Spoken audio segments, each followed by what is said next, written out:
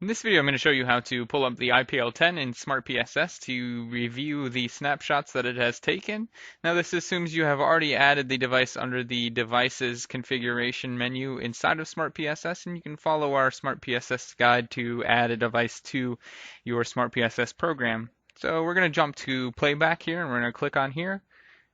And as you can see, we already have the IPL10 listed under our device lists here, so we're going to pop this open and select it. You can either click that button or the channel button. Either way, it's just one camera. It'll pull up the camera there. Now, here's the important part. You need to make sure you select picture down here.